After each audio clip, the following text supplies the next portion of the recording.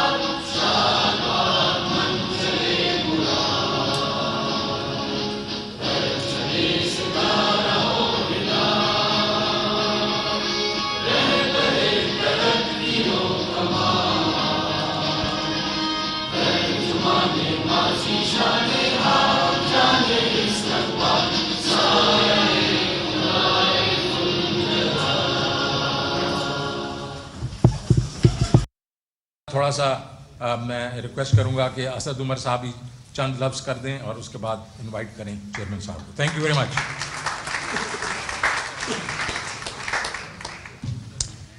بسم اللہ الرحمن الرحیم. جی السلام علیکم.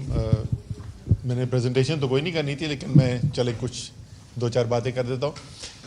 ایک چیز ثاقب شیرانی, ثاقب مجھ سے 2.5 سال junior IBA, so great presentation Saqib.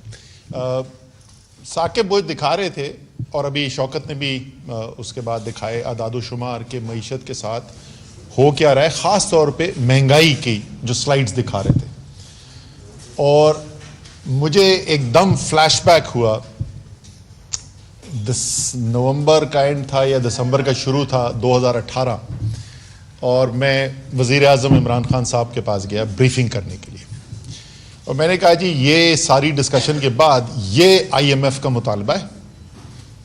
90% gas کی قیمت بڑھانے کو کہہ رہے تھے, 50% بجلی کی قیمت بڑھانے کو کہہ رہے تھے, 180 روپے سے اوپر جانا تھا روپے کا ایکسچینج ریٹ جو اس وقت ہوتا تھا کوئی 134 سے 135 کے قریب. شرح سود جو ہے وہ جانی تھی کوئی 21% کے قریب, ایٹسیٹرا ایٹسیٹرا ایٹسیٹرا. اور میں نے کہا جی کہ ساری جو آپ نے 22 سال کی محنت کی ہے اور جو آپ پاکستان کے لیے سوچ کے یہاں پر آئے ہیں, تو یہ تو اس کا جنازہ نکالنے والی بات ہے. یہ ہم نے ایگریمنٹ سائن نہیں کرنا, اور وہ ایگریمنٹ ہم نے نہیں سائن کیا. اس سے بڑا خسارہ تھا جو ان کو ملا ہے. پاکستان کی تاریخ میں کبھی نہیں ہوا کہ 3 ماہ اوسط $2 ارب ہر مہینے خسارہ ہو رہا تھا. اور عمر ایوب صاحب آپ کی میں تصحیح کر دوں, آپ جو کہہ رہے تھے کہ 2 ہفتے کے ریزرو تھے, 2 ہفتے کے ریزرو کاغذ پہ تھے. اس وقت ہم بتاتے نہیں تھے. اب تو Raza Baqir deputy governor State Bank نے پبلکلی بول دیا ہے, تو اب میں پبلکلی بتا سکتا ہوں. اس وقت بتاتے نہیں تھے کہ روپے کے ساتھ کیا ہوگا. انہوں نے جو لائبلٹیز لی ہوئی تھیں, فارورڈ سواپس کیے ہوئے تھے جو بک پہ نہیں دکھاتے تھے, اگر ان کو جوڑ دیں جو جوڑنا چاہیے تو ریزروز منفی تھے, منفی ریزروز تھے. یہ صورتحال تھی جس کے اندر وہ فیصلے ہو رہے تھے. فرق کیا تھا؟ فرق یہ تھا کہ ایک حکومت آئی ہوئی تھی عوام کے ووٹ لے کر, ایک لیڈر آیا ہوا تھا جس نے اپنی زندگی کی تمام تر آسائشیں قربان کر کے صرف اس لیے نکلا ہوا تھا کہ میں نے اپنے لوگوں کی زندگی بہتر کرنی ہے, اور خاص طور پہ جو میرا کمزور طبقہ ہے میں نے اس کی زندگی بہتر کرنی ہے. صرف ایک بے حس انسان اور ایک ایسا سیاستدان جس کو پتا ہو کہ وہ عوام کے ووٹ کے زور کے اوپر نہیں کرسی پہ بیٹھا ہوا, اس کو لانے والی طاقتیں کوئی اور ہیں, اس کو امپورٹڈ سازش سے لایا ہوا ہے, وہ یہ فیصلے کر سکتا ہے. وہ ہماری خوش قسمتی عمران خان کا صرف نیک نیتی نہیں ہے, دنیا کے اندر ایک کریڈیبلٹی ہے جو پاکستان میں کسی لیڈر کی نہیں. ان مشکل حالات کے اندر, اور ہم ان کا شکریہ بھی دوبارہ ادا کرنا چاہیں گے, سعودی عرب نے, UAE نے, چائنا نے, تینوں ممالک کے اندر جب ہم گئے تینوں ممالک سے ہمیں سپورٹ ملی, ہمیں ٹائم ملا, ہم نے آئی ایم ایف سے نیگوشیٹ کیا اور آئی ایم ایف سے نیگوشیٹ کر کے ایگریمنٹ ان ٹرمز پہ کیا. اور میں ہیرلڈ فنگر, یہ جو German I M F commission head ہوتا تھا, اس کا Shaukat I always acknowledge him publicly.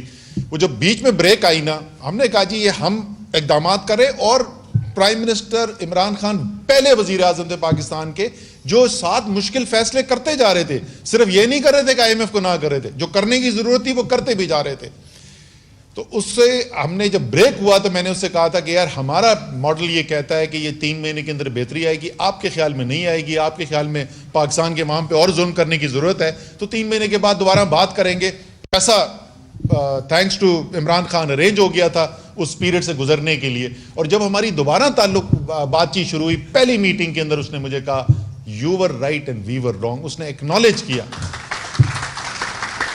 لیکن اگر آپ وزیر اعظم کی کرسی پہ پہنچ جائیں اور آپ کو نہ یہ سمجھ میں آ رہی ہو کہ میں کیوں یہاں پہ آ گیا ہوں اور مجھے کس نے ادھر بٹھا دیا ہے اور مجھے کتنی دیر کے لیے بٹھا دیا ہے, تو پھر آپ ایسے ہی فیصلے کرتے ہیں اور اشتہاروں میں گزارا اور ساری زندگی اشتہاروں میں گزار کے. ایک تو یہ تمام پاکستان کے نوجوان ہیں نا, ان سے میں کہنا چاہتا ہوں کہ تھوڑا سا ہاتھ ہولا رکھو. شہباز شریف کی تو وہ ٹک ٹاک بنا کے انہوں نے مت مار دی ہے, بیچارے کو فارغ کر دیا. یہ جو ہم دیکھ رہے یہ نہیں ہے کہ یہ ہونا ہی تھا, یہ سازش کی قیمت ادا کر رہی ہے پاکستان کی قوم. یہ امپورٹڈ حکومت مسلط ہونے کی قیمت ادا کر رہی ہے قوم. یہ ان لوگوں کو کرسی پہ بٹھانے کے لیے جو عوام کی طرف نہیں دیکھ رہے, ان کی نظریں جو ہیں وہ پتہ نہیں واشنگٹن لگی ہوئی ہیں یا کس طرف لگی ہوئی ہیں, یہ ان کے فیصلوں کی قیمت آپ ادا کر رہے ہیں. مہنگائی کی بات کر دی, میں صرف لوگوں کو احساس دینے کے لیے, کیونکہ زیادہ تر یہاں پر لوگ جو بیٹھے ہوئے ہیں وہ بہتر زیادہ صاحب ثروت لوگ بیٹھے ہوئے ہیں. آپ ذرا سوچیں 18% تھا تیمور ایس پی آئی جس وقت یہ چینج آئی. ہمیں اس وقت بڑی پریشانی ہوتی تھی کہ یہ ہائی ہے, یہ اونچا ہے, اس کو نیچے لانا. ہر ہفتے وزیر اعظم میٹنگز خود چیئر کر رہے ہیں کہ کس طریقے سے اس کو کنٹرول کرنا ہے. اور اسی لیے وہ فیصلہ کیا گیا بجلی کی قیمت کو کم کرنے کا, ڈیزل کی قیمت کو کم کرنے کا, کیونکہ ایک نظر آ رہا تھا ایک بڑے مشکل فیز سے گزرنے والے ہیں. 45% ایس پی آئی ہے. مطلب کیا ہے, یہ بڑے مشکل سے ہوتے ہیں نا. اگر آپ کی ماہانہ آمدنی 20,000 روپے ہے, اور ہمیں پتا ہے اعداد و شمار سے کہ 20,000 روپے جس کی سالانہ ماہانہ آمدنی ہوتی ہے اس کے پاس بچت نہیں ہوتی, اس کا مشکل سے گزارا ہوتا ہے. جو 20,000 جس کی آمدنی ہے اس کا خرچہ بھی کم سے کم 20,000 ہے. 27% جو یہ ضروری اشیاء کی افراط زر کے اندر اضافہ ہوا ہے, اس کا مطلب یہ ہوا کہ اس کے اخراجات جو ہیں وہ 5,400 روپے مہینہ سے بڑھ گئے. جب کووڈ ہوا تھا اور لوگوں کی آمدنی کم ہوئی, ہم نے پلاننگ کے اندر جب سرویز کرائے تو پتہ چلا کہ نصف آبادی ملک کی ایسی تھی کہ وہ جو 3-4 مہینے جس میں بہت زیادہ شدید اثر تھا کورونا کا, اس کے اندر یا انہوں نے اپنا کھانا پینا کم کیا یا کوالٹی کم کر دی. اب میں سوچ کے رونگٹے کھڑے ہوتے ہیں کہ یہ جو ابھی صورت ہے, اور وہ یہ 2 مہینے اور 3 مہینے کی بات نہیں, یہ تو ہو گیا ہے. آمدنی نہیں بڑھ رہی ہے, اخراجات آپ کے 20,000 کی آمدنی سے ایک دم سے 5,500 روپے مہینے کے اخراجات پڑ جائیں تو آپ کیا کریں گے؟ اگر آپ پنجاب اور خیبر پختونخوا وغیرہ میں رہتے ہیں, اب اسلام آباد میں بھی, تو چلو صحت کارڈ سے صحت کا آپ کا مسئلہ جو ہے تھینکس ٹو عمران خان آپ کا حل ہو جائے گا. لیکن بچوں کی فیس دینی ہے, کیا آپ بچوں کو اسکول سے اٹھائیں گے؟ کیا آپ کھانے میں کمی کریں گے؟ کتنی مشکل فیصلے کرنے پڑ رہے ہوں گے اس وقت لوگوں کو. اور اس مہنگائی کے اوپر اگلا جو فیز آنے والا ہے اس کے لیے آپ تیار ہو جائیں. بڑی تیزی سے معیشت جو ہے وہ سلو ڈاؤن ہوتی جا رہی ہے, یعنی روزگار پیدا ہونے کے مواقع کم ہوتے جا رہے ہیں, بے روزگاری ساتھ بڑھنے جا رہی ہے, خطرناک صورتحال جو ہے وہ ڈیولپ ہو رہی ہے. اس کے اندر بھی دیکھیں فیصلے, آپ سلائیڈ دکھائی تھی ابھی آپ کو شوکت ترین صاحب نے ایک, جس کے اندر یہ دکھایا تھا کہ پیپلز پارٹی کی جو حکومت تھی 2008 سے 13, اس میں 14 لاکھ جو روزگار سالانہ کا اضافہ ہوا. مسلم لیگ نون میں 11 لاکھ ہوا سالانہ. حالانکہ مسلم لیگ نون کے وقت میں معیشت کی ترقی کی رفتار زیادہ تھی، لیکن وہ کیونکہ ساری ان کا جو مرکز ہوتا ہے وہ ارب پتی لوگ اور بڑے بڑے گھرانے ہوتے ہیں، تو وہ چند ہاتھوں کے اندر اس کے فوائد جاتے ہیں، اس لیے عوام کی طرف اس جو ذرا نسبتاً بہتری بھی ہوئی رفتار میں معیشت کی، اس کا فائدہ نہیں پہنچا۔ اور اس مشکل حالات کے باوجود، کووڈ کے باوجود، پہلے سال وزیر اعظم صاحب جو اس کی مجھے بڑا فخر ہے کہ جب اعداد و شمار آئے، آپ کو پتہ ہے کہ پہلے سال بھی ہماری حکومت کے اندر اس کے باوجود کہ ہم اتنے مشکل فیصلے کر کے اس ڈیفیسٹ کو کم کر رہے تھے، 12 لاکھ روزگار کا اضافہ ہوا تھا اس سال کے اندر بھی، مشکل ترین سال کے اندر، کیونکہ ہر فیصلہ یہ ہوتا تھا کہ عام آدمی کی زندگی کس طریقے سے بہتر ہونی ہے۔ وزیر اعظم جو ہیں وہ پہلی پرائم منسٹر کی کیبنٹ کی میٹنگ تھی، اس میں یہ کہا تھا، اور اس کے بعد بار بار وزیروں کو رپورٹ کیا دینی پڑتی تھی؟ صرف ایک چیز کی رپورٹ دینی پڑتی تھی، یہ بتاؤ کہ تمہاری وزارت نے کیا فیصلہ کیا ہے جس سے عام آدمی کی زندگی جو ہے وہ بہتر ہو رہی ہے۔ یہ سارا مرکز یہ تھا۔ آخری چیز اس کے اوپر میں ختم کرنا چاہوں گا کہ اس مشکل حالات سے نکلنے کا طریقہ کیا ہے۔ مجھے سیاست میں اب تھینکس ٹو عمران خان کو 10 سال سے زیادہ ہو گئے، ایسی بڑی بہترین زندگی گزری تھی خان صاحب ویسے خان صاحب نے نہیں، پاکستان کو تمہاری ضرورت ہے۔ اچھا جی، اور تھینک یو فار دیٹ، اور تھینک یو فار دیٹ، اس اپرچونٹی کا کہ پاکستان کے لیے کچھ کرنے کا موقع ملا۔ اور میں نے آپ کو کنونشن سینٹر میں اسپیچ میں کہا تھا، اس وقت پتہ نہیں ووٹ آف نو کانفیڈنس نے کامیاب نہیں ہوا تھا، آ گیا تھا، بالکل حکومت ہلتی ہوئی لگ رہی تھی، اور میں نے اس دن کہا تھا کہ مجھے اب لگتا ہے کہ اللہ تعالیٰ کے ذہن میں کچھ تھا کہ لا کے عمران خان کے ساتھ کھڑا کیا تھا۔ آج مجھے اس کا سب سے زیادہ فخر ہے کہ عمران خان کے ساتھ کھڑا ہوں۔ تو لیکن اس سے پہلے میں کارپوریٹ ورلڈ میں تھا، اور آپ کو پتہ ہے رضوان، تمہیں پتہ ہے مجھے ستارہ امتیاز ملا تھا، پتہ کس بات میں ملا تھا؟ سرمایہ کاری پاکستان میں لانے کے لیے 5 مختلف انڈسٹریز کے اندر۔ تو مجھے سرمایہ کاری کے بارے میں کوئی 1-2 چیزیں پتہ ہیں، اور میں آپ کو بتا رہا ہوں کہ کوئی دنیا میں نئی معیشت ایجاد نہیں کر سکتا جب تک غیر یقینی کی صورتحال ہے، معیشت ریکور نہیں کر سکتی۔ جہاں آپ کو یہ نہیں پتا کہ یہ حکومت، یہ نظام جو ہے اگلے مہینے تک چلے گا یا نہیں چلے گا، جہاں سیاسی مخالفت جو ہے وہ عروج کے اوپر ہو، جہاں سیاسی انتقام اپنے عروج کے اوپر ہو، معیشت نہیں ریکور کر سکتی۔ تو اگر کوئی بھی شخص جو فیصلہ سازی کی پوزیشن میں بیٹھا ہے، اس کو ذرا سا بھی درد ہے پاکستان کا، تو اس وقت اس بحران سے نکالنے کے لیے سوائے ایک نئے مینڈیٹ کے، ایک نئے الیکشن کے، اور کوئی راستہ نہیں ہے۔ بہت بہت شکریہ۔ تھینک یو اسد خان صاحب۔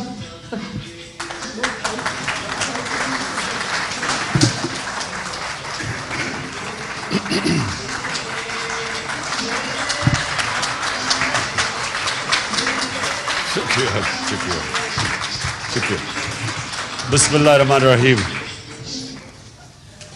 ایاک نعبد و ایاک نستعین۔ میں نے ویسے یہ بڑا سیمینار بڑا انجوائے کیا، کیونکہ ہم اتنے کبھی ایک FIR، کبھی دہشت گردی، اس کے میں جو اتنا پڑا ہوا ہوں کہ مجھے موقع ہی نہیں ملا کہ اپنی معیشت کے اوپر غور کیا جائے اور اس کے اوپر باقاعدہ میٹنگز کی جائیں۔ تو وہ انشاءاللہ میری کل شوکت سے بات ہوئی ہے، ہم نے ریگولر اب اپنی اکنامک ٹیم کی میٹنگز کرنی ہے، اور وہ میں بتاؤں گا کہ کیوں کرنی ہے۔ لیکن دیکھیں، ایک چیز تو اب واضح ہو گئی کہ جو بھی آگے گورنمنٹ آئے گی، اس کے لیے وہ چیلنجز اب ان کو سامنا کرنا پڑے گا کہ ہم سمجھتے تھے جب 2018 میں ہم آئے تو بہت چیلنجز تھے۔ میں تو پہلی دفعہ گورنمنٹ میں تھا، اور ہماری ٹیم بھی نہیں تھی، اور اوپر سے ایک تو معاشی کرائسس تھا۔ کرنٹ اکاؤنٹ ڈیفیسٹ کا مطلب یہ ہے کہ سارا وقت روپے پہ پریشر پڑا ہوا تھا، اور ایک یہ ہر روز دیکھتے تھے کہ اب روپے کو سٹیبل کیسے کرنا ہے۔ ریزروز ہمارے پاس تھے نہیں، باہر ملکوں نے، یہ بالکل اسد نے بات ٹھیک کی کہ جو ہمارے دوست ملک تھے, انہوں نے ہمیں بڑے مشکل وقت پہ انہوں نے ہماری مدد کی, جس سے تھوڑی اسٹیبلٹی آئی. لیکن بڑا ایک ہر روز صبح پریشر ہوتا تھا کہ اب مارکیٹ کیا کہتی ہے, کہ روپے اور اگر نیچے نہ گر جائے تو کیا کریں گے. لیکن اس کے علاوہ ایک پہلے دن سے جو اپوزیشن تھی وہ پہلے دن سے گورنمنٹ گرانے کے اوپر تلی ہوئی تھی. تو جو ابھی اسد نے بھی بات کی کہ دیکھیں کبھی بھی آپ انویسٹمنٹ ایک ملک میں جس کی وجہ سے ویلتھ کریشن ہوتی ہے وہ آ ہی نہیں سکتی جب تک کہ پولیٹیکل انسرٹنٹی ہو. اور وہ پولیٹیکل انسرٹنٹی کریٹ کی گئی ہمارے اگینسٹ پلان کر کے. اور وہ صرف وہ اس لیے نہیں کہ وہ اس لیے نیسرلی نہیں کہ انہوں نے وہ سمجھتے تھے کہ ان کو پاور میں آنا چاہیے, وہ اس لیے کہ وہ ڈرے ہوئے تھے کہ میں احتساب کروں گا. ان کے اوپر کرپشن کے کیسز تھے, وہ سارا کوشش یہ کر رہے تھے مجھے بلیک میل کرنے کی کہ میں کسی طرح ان کو NRO دے دوں. اور وہ پہلے دن سے نہ انہوں نے تقریر کرنے دی مجھے, پہلی دن اسمبلی میں نہ وہ تقریر کرنے دیتے تھے, شور مچا دیتے تھے. اور پھر ہر روز وہ کہ جی آج اکانومی گئی تو کل گئی, اور آج گورنمنٹ گئی اور پرسوں گئی. اور پھر وہ فضل الرحمان اپنا دھرنا لے آتا تھا. حالانکہ میں نے اس کو بڑا کہا کہ ہم انٹرٹین کا, ہم کوئی روڈ بلاکس نہیں کیے, ہم نے کوئی FIRs نہیں کاٹی. میں نے تو اسے آفر کیا تھا کہ ہم تھوڑا کھانا پینا بھی تمہیں دے دیں گے جب تم دھرنا لے کے آؤ گے.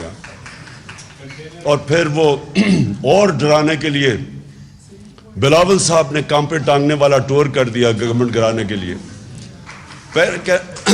کہنے کا مقصد میرا یہ ہے کہ سارا وقت پولیٹیکل انسرٹنٹی کریٹ کی گئی بلیک میل کرنے کے لیے. پارلیمنٹ چلنے نہیں دی, اور پھر یہ ٹائم فریم دے آگے کیا یہ 3 مہینے میں اور 2 مہینے میں گئی, اور سازشیں ہو رہی تھی. وہ مجھے پوری اس کی رپورٹ تھی. پھر جب وہ کووڈ آیا تو وہ شہباز شریف جو بھاگ گئے تھے نواز شریف کے ساتھ, آپ کو یاد ہوگا کہ انہوں نے گارنٹی کر کے عدالت میں ایفیڈیوٹ دے کے اور وہ باہر بھاگ گئے تھے. تو اس نے آنا ہی نہیں تھا واپس کیونکہ اس کا FIA کا کیس تھا, بیٹا پہلے بھاگ گیا تھا. ان کو پتا تھا کہ وہ اوپن اینڈ شٹ کیس ہے. جب کووڈ آیا تو ادھر بھی ایک اپرچونٹی نظر آ گئی کہ اگر عمران خان لاک ڈاؤن لگاتا ہے تو ویسے اکانومی بیٹھ جائے گی, لاک ڈاؤن نہیں نکالتا تو ہاسپٹل بھر جائیں گے. تو وہ ون ون سچویشن تھا. وہ بھاگا واپس آیا, منہ پہ وہ لگا کے کمپیوٹر کے سامنے بیٹھ گیا کہ میں اسپیشلسٹ ہوں, میں آ کے ٹھیک کروں گا ملک کو. اور وہ خاقان عباسی نے اسٹیٹمنٹ بھی دی کہ شہباز شریف کو موقع دو, اس نے ڈینگی کے اندر بڑا اچھا کام کیا تھا. تو وہ ایک 3.5 سال کا بڑا انریچنگ ایکسپیرئنس تھا, کیونکہ اتنا چیلنجنگ تھا کہ اس کے اندر میں نے سیکھا بہت کچھ. تو اس میں اکانومی بھی تھوڑی بہت سیکھ گیا, کیونکہ ہر روز ہمارے پاس بیٹھنا پڑتا تھا ٹیم کے ساتھ کہ اب یہ کرائسس ہو گیا اور اب فلانا کرائسس ہے.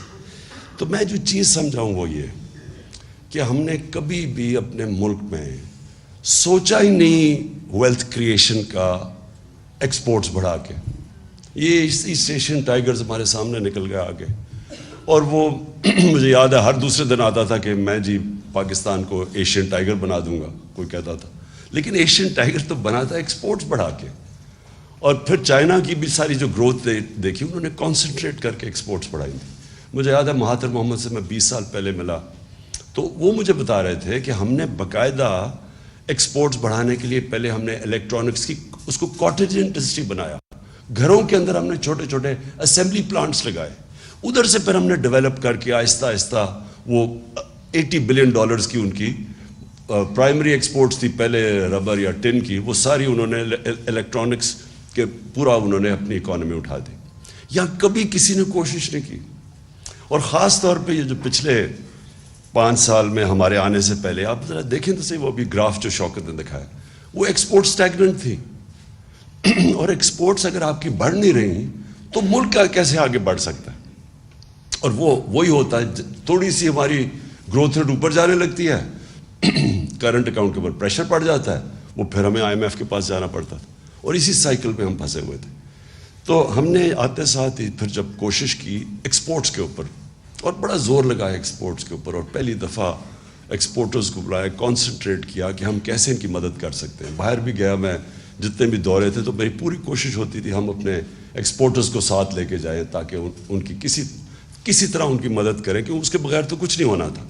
دوسرا ہمارا اثاثہ اوورسیز پاکستانی ہے کیونکہ میرا انٹریکشن ان سے بہت زیادہ ہے اور مجھے انہوں نے سپورٹ جس کو کہتے ہیں فورن فنڈنگ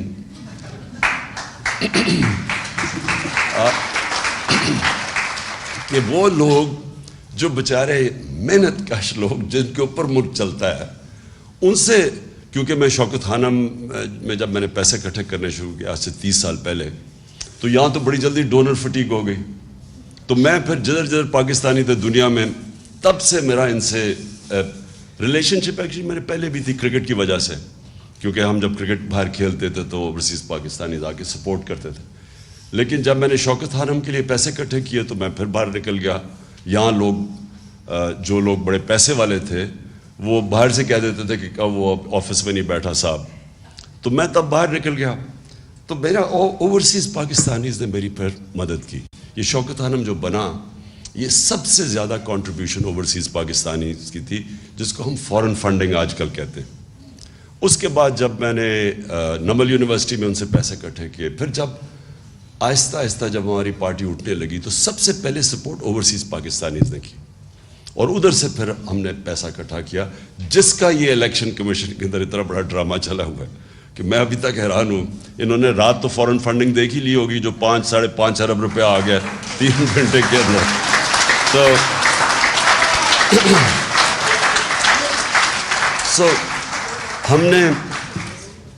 میں تب بھی جب میں اوورسیز پاکستانیز کو ملتا رہا تو میں نے ہمیشہ میرے دل میں یہ تھا کہ ایک دن آئے گا کہ یہ پاکستان کو بیل آؤٹ کریں گے.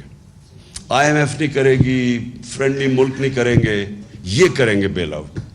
کیونکہ ان کے پاس جو پیسہ اس وقت جو ڈالرز پڑے ہیں، اگر ہم صحیح معنی میں اس کو ہم ٹیپ کر لیں، اور ہم نے کیا، ریمیٹنس میں ہم نے بڑا زور لگایا اور ریکارڈ ریمیٹنسز آئیں، اور ایکچولی اس کی وجہ سے ہم بچے رہے، کیونکہ انہوں نے 31 یا 32 ارب ڈالر بھیجا باہر سے، کبھی اتنا پیسہ نہیں آیا تھا. اور یہ بھی تھوڑی سی ایفرٹ کی تھی ہمیں، کیونکہ ہم اتنے اور پرابلمز میں پھنسے ہوئے تھے.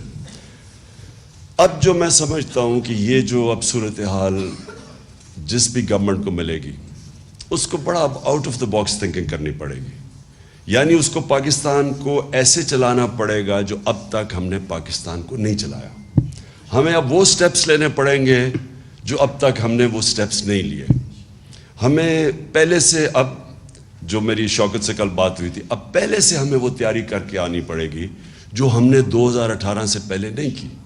وہ کر بھی نہیں سکتے تھے، کیونکہ ہمیں پہلی پریزنٹیشن تو ملی جب میں پرائم منسٹر آفس میں تھا، تو مجھے تو پہلی دفعہ پتہ چلنا شروع ہوا کہ وابڈا میں کتنا حالات ہے، تو پینشنز اب کدھر تک پہنچ گئی ہیں. مجھے تو آئیڈیا ہی نہیں تھا ان چیزوں کا. میں وہ دیکھ رہا تھا کہ جب جو بائیڈن جب پریزیڈنٹ بنا تو 2.5 مہینے پہلے پریزیڈنٹ جب الیکٹ ہوا اور آفس میں گیا، 2.5 مہینے پہلے اس کو پریزنٹیشنز ہر ڈپارٹمنٹ نے دی. تو ان کی پوری ٹیم کی تیاری تھی. جیسے انہوں نے آفس سنبھالا تو ان کے پاس پوری سارا سمجھ تھی کہ کون سی ایریاز میں کیا انہوں نے کرنا. تو میں تو جب پہلی دفعہ آفس میں آیا تو پہلی دفعہ مجھے پریزنٹیشنز ملی کہ یہ جی کرنٹ اکاؤنٹ ڈیفیسٹ کتنا ہے، تو فلانا یہ ہے.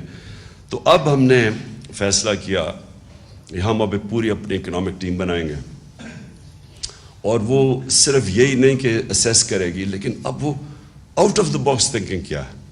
اور میں یہ کیوں کہتا ہوں کہ دیکھیں یہ تو کوئی اکنامکس نہیں ہے نا کہ آپ قیمتیں بڑھاتے رہیں اور پیسے اکٹھے کرتے رہیں.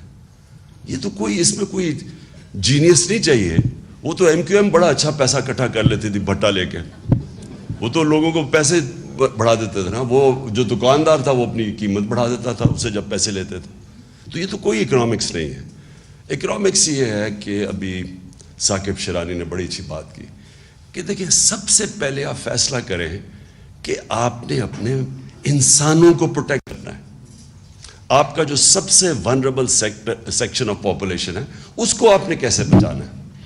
اور یہ دو پارٹیز یہ انہوں نے جو کیا 4 مہینے کے اندر، اس سے واضح ہو جانا چاہیے کہ ان کے ذہن میں کبھی بھی انسانیت ان کے ذہن میں نہیں آئی. ان کا صرف ذہن ہوتا ہے کہ پیسے کیسے بنانے اور کرسی پہ کیسے بیٹھنا اور اس کا فائدہ کیسے اٹھانا ہے. اگر یہ کرتے تو آپ مجھے یہ بتائیں کہ یہ 90s میں ان کی پارٹنرشپ چوروں کی لگی ہے اکٹھی, 90s سے یہ باریاں لے رہے ہیں. پچھلے 62 سال میں 30 سال یہ دونوں خاندان پاور میں رہے ہیں. کب انہوں نے ایک انسانیت کی فکر کی؟ یہ جب آئے ہمارے سامنے, دیکھتے دیکھتے پہلے ہندوستان ہمارے سے آگے نکلا, پھر اس کے بعد بنگلہ دیش آگے نکل گیا ہمارے سے. ہمیں جو یاد ہے, مجھے تو ابھی بھی یاد ہے جب بنگلہ دیش بنا تھا, بلکہ میرا وہ آخری جہاز آیا تھا ڈھاکہ سے, اس کے بعد ملٹری آپریشن شروع ہو گیا تھا ایسٹ پاکستان میں, تو مجھے تو وہ بڑی اچھی طرح یاد ہے وہ جو سارا ٹائم تھا.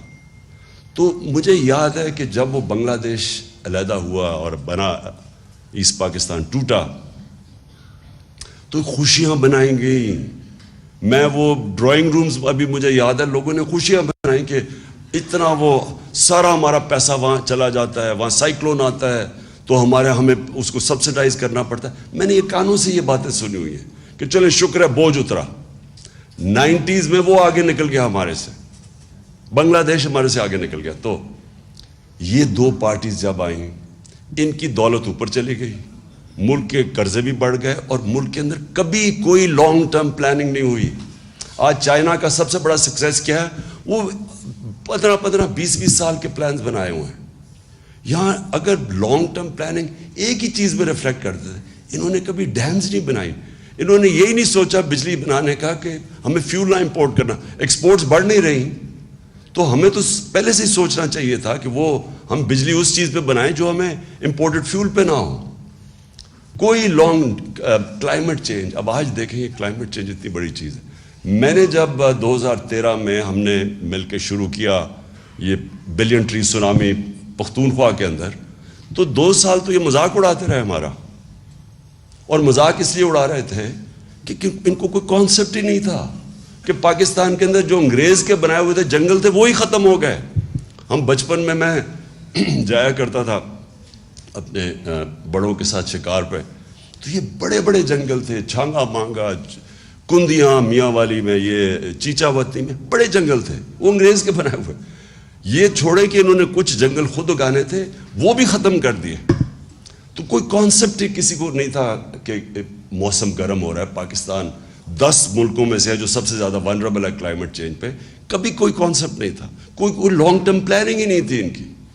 اور پھر جب کووڈ آیا, میں ادھر سے شروع کریں, جب شہباز شریف آیا اور اس نے منہ پہ وہ لگا کے اور کمپیوٹر پہ بیٹھ گیا, انہوں نے کیا کیا, سب سے پہلے انہوں نے شور مچا دیا کہ عمران کو لاک ڈاؤن کرو پاکستان کا. ان کی سب کی سٹیٹمنٹس ہیں کہ عمران خان کے اوپر FIR کاٹ دو, یہ لاک ڈاؤن نہیں کر رہا. ان کی اسمبلی میں سٹیٹمنٹس ہیں.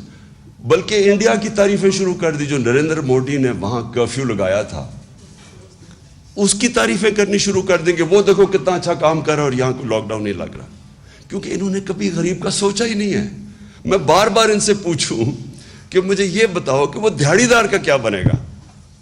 یہ اسد وہ NCOC میں تب یہ تھا, تو ہماری کیا آرگیومنٹس, کیا ہم ڈسکشن ہوتی تھی.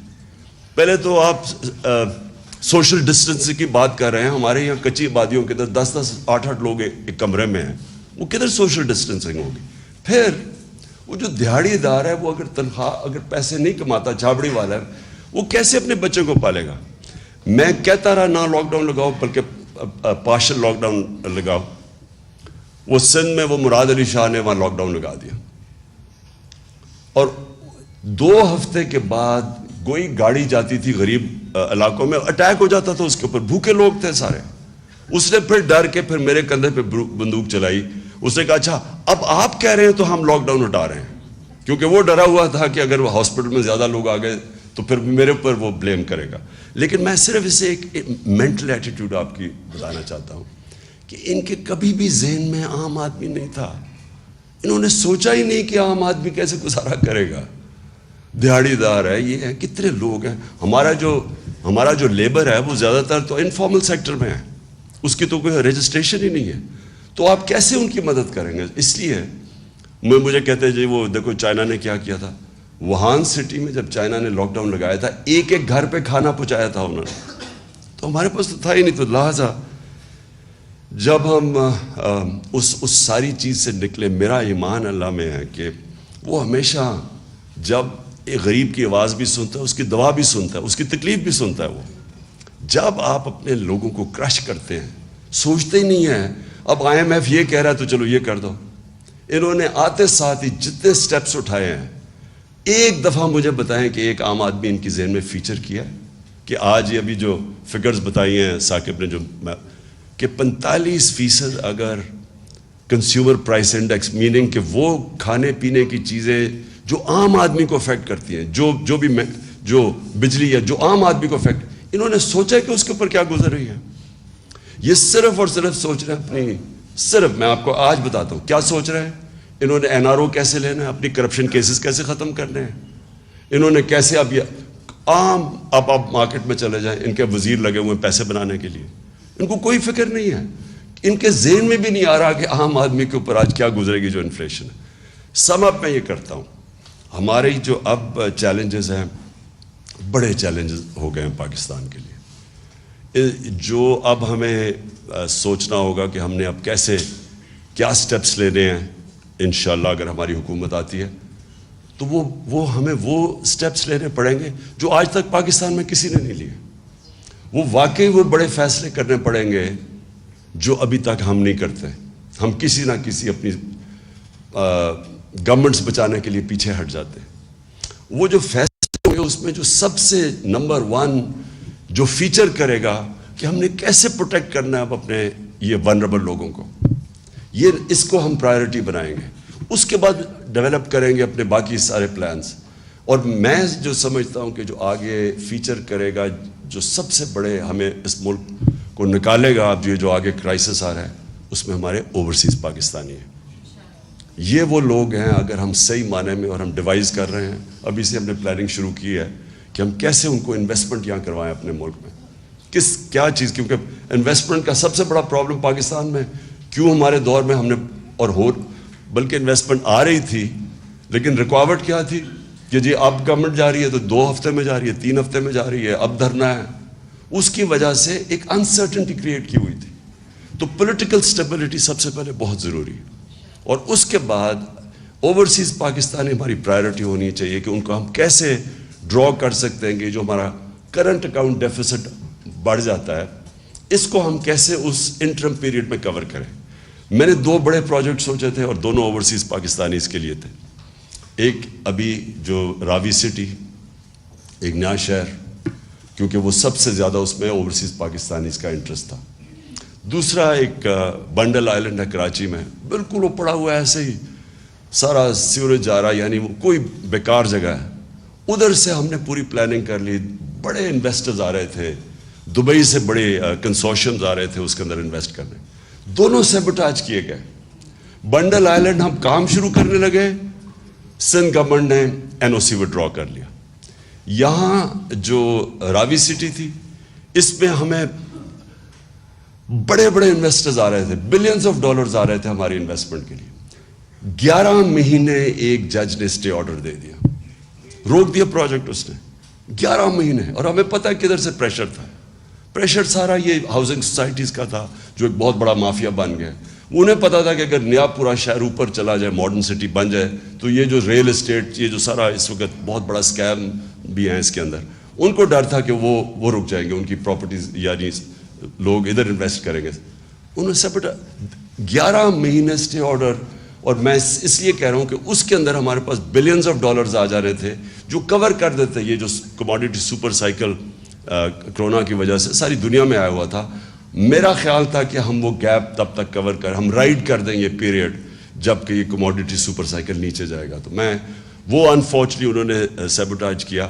لیکن میں ابھی بھی سوچتا تھا کہ ہم یہ نہ سازش کے تحت ہمیں ہٹاتے تو ہم اس کو اس طرح رائڈ کرتے, کیونکہ ابھی بھی روڈا چل پڑا تھا تب, تو اس میں ہمارے پاس پیسے آ جا رہے تھے. تو آخر میں سمجھتا ہوں کہ انشاءاللہ یہ طریقہ جو آنے والا وقت ہے اس میں ہمیں نمبر 1 اپنے عام آدمی کی اب بچانا ہے اس کو. یہ جو مہنگائی آ رہی ہے اور اس کے بعد یہ جو افیکٹس بدقسمتی سے آئیں گے فلڈز کی وجہ سے, تو ہم نے اس کو پروٹیکٹ کیسے کرنا ہے, اس کے لیے بھی out of the box thinking ہمیں کرنی پڑے گی. اور جو ہمیں جو پرابلمز آئیں گے اور جو ہمارے کرنسی کے اوپر پریشر پڑیں گے وہ انشاءاللہ ہم اب ڈیوائز کر رہے ہیں طریقے کہ کیسے ہم اوورسیز پاکستانیز کو انویسٹمنٹ کروائیں گے پاکستان میں, ان کے لیے بھی ون ون سچویشن ہو اور ہمارے ملک کو بھی یہ مشکل وقت سے نکال دیں. شکریہ جی.